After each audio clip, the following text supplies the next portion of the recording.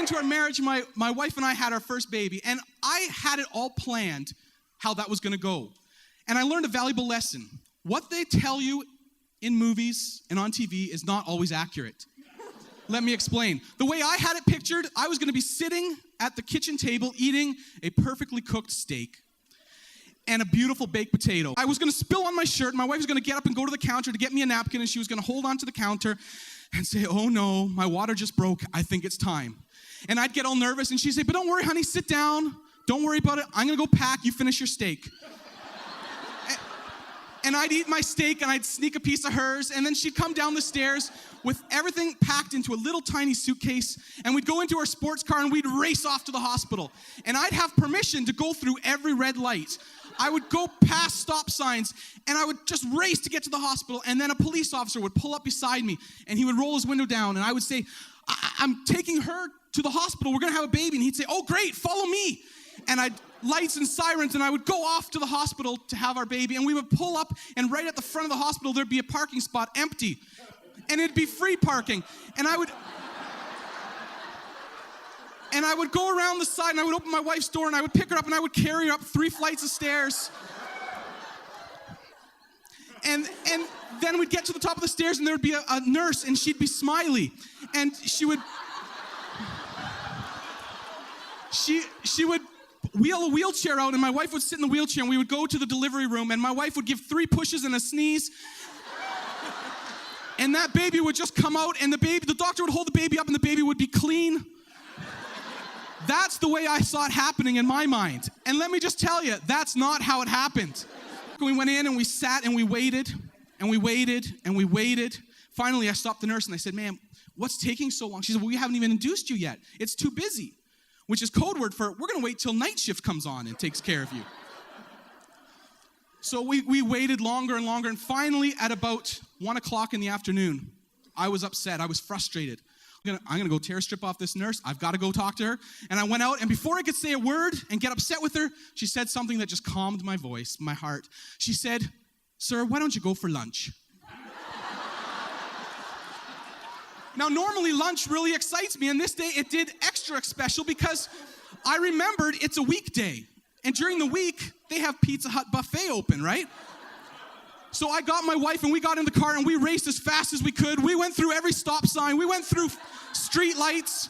A police officer rolled up beside me and rolled his window down and said, "Where are you going?" And I said, "We're going to Pizza Hut buffet." And he said, "Okay, follow me."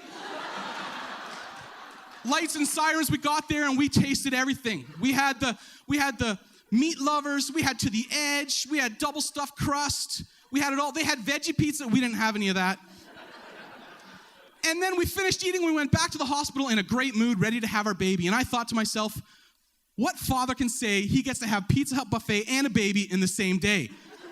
I was so excited, and we got there, and the doctor met us there, and he induced my wife, and I thought, any minute now, we're going to have this baby. It's going to be perfect. My dreams are going to come true.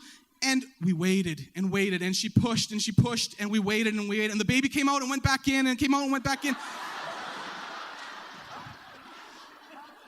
And after an entire day of labor, my wife was frustrated, and she just wanted this baby to come out, and the doctor was nervous, you could tell, and the nurses were whispering amongst each other, and I knew something was up, and I said, "Doc, give it to me straight, what's going on?" And he said, "Well, if your wife doesn't get this baby out in the next few pushes, we're going to have to do an emergency C-section." I said, "You know what? I got to do something. I got to do something about this." I said, "Self, you good-looking thing, you got to man up, and you got to do something about this." So it came to me. I was going to say something funny. And when I said this funny thing, it was going to make the doctor not so nervous. And it was going to make the nurses smile for the first time all day. And my wife was going to laugh so hard, it was going to loosen her hips, the baby was going to come out. I was going to be the hero. They were going to parade me around on their shoulders all through the hospital, chanting my name. And so I waited for that opportune time, and it came. My wife looked at me deep in my eyes and said, "Honey, can you go get me some ice chips? I'm very thirsty." And I looked back in her deep brown eyes, and I said, "Honey, I've been working all day, and you've been able to lay down with your feet up. Why don't you go get your own ice chips?"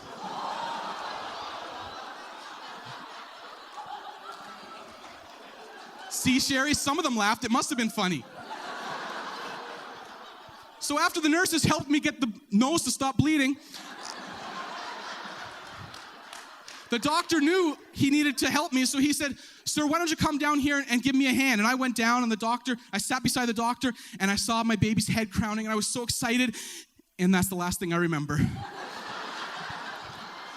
I woke up an hour later, laying on the ground, looking up at the ceiling, laying in a puddle of my own sweat.